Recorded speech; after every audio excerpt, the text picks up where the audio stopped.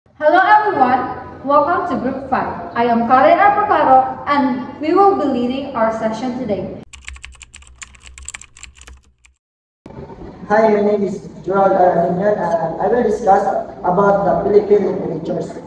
This is all about the diversity and the richness of the Philippine literatures evolved side by side the country's history.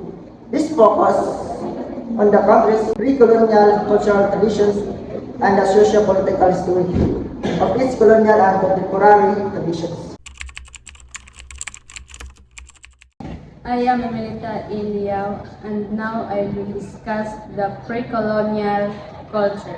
The cultural achievements of pre-colonial Philippines encompass the prehistory and early history of archipelago, showcasing the advanced culture and technology of its indigenous inhabitants. Waves of migrants, including Negritos, Proto-Malayas, and Duitero-Malayas, contribute to the development of ancient Philippine civilization, bringing knowledge in seafaring, farming, and more. By 15th century. Industries like mining, agricultural, and pottery were already established, along with long-standing contacts with other Asian nations.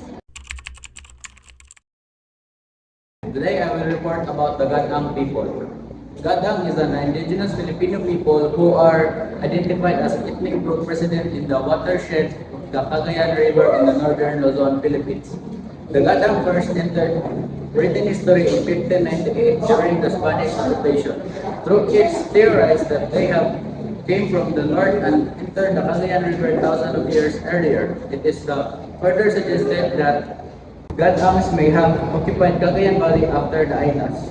Gadang came from the word Ga means heat and Dang meaning burn. This is likely alludes the fact that the Gadang are generally darker of skin than other Cordilleras people.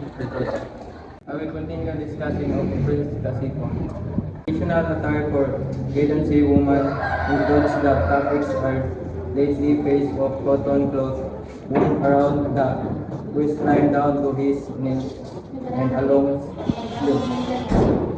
Waistline down to his knees and a long sleeve around with colorless in waist leg blouse.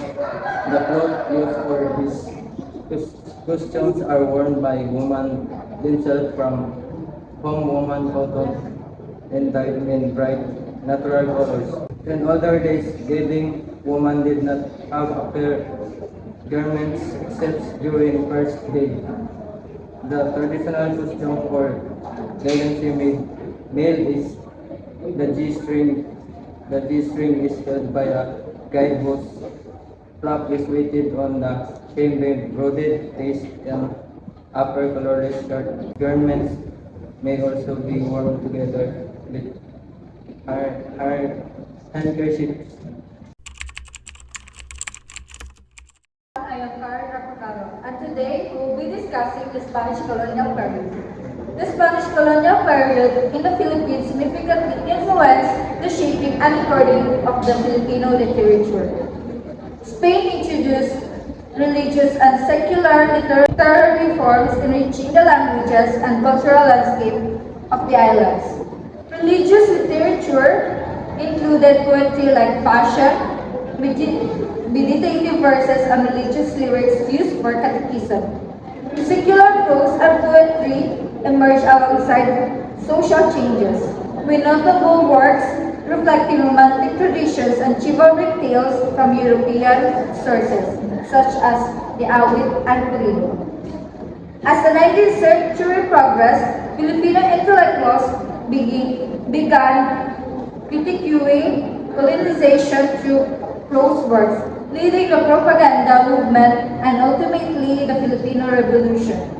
Influentials like Jose Rizal and Pedro Paterno addressed political and cultural themes in their novels.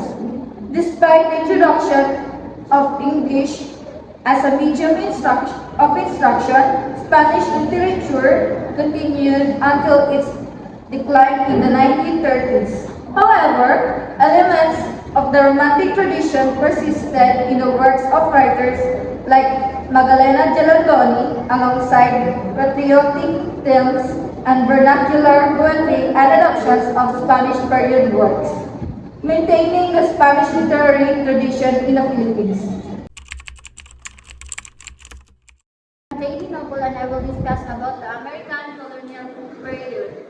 The introduction of American colonizer in the Philippines led to the introduction of new literary forms such as free verse, the modern short story, and the critical essay. When we say free verse, it is a type of poetry that doesn't follow a specific rhyme scheme or meter. It's like writing without rules, allowing poets to be more creative and expressive with their words and structure. English was established as the medium of instruction in schools, and literary modernism was introduced, emphasizing individuality and craft. Jose Garcia Villa, national artist for literature, used free verse and emphasized the dictum, art for art's sake. When we say a dictum, it is a short statement that expresses a general truth or principle. It's like a wise saying or a rule to live by. Despite censorship threats, more writers continued to write in the provinces, while Romantic traditions were fused with American pop culture or European influences. The essay in English became a potent medium from the 1920s to the present, with leading essayists like Carlos P. Romulo, George Bocobo, and Pura Santillán Castres. The new critical aesthetic introduced focus on craft and a disparaging attitude towards vernacular writings. I am Zali Cabalan. I will discuss the last subtopic of the Philippine literature, which is the contemporary period. The contemporary period in the Philippine literature has witnessed a flourishing of new publication and a resurgence of community literature in the 1960s and 1970s. Filipino writers continue to produce various literary works, including poetry, short stories, novels, and essays, exploring socially relevant, gender or ethnic-related, and personal themes.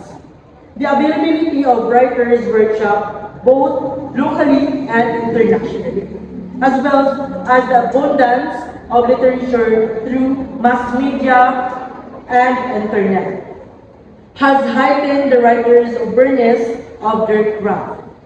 Prestigious literary awards such as the Don Carlos Palanca Memorial Awards of Literature.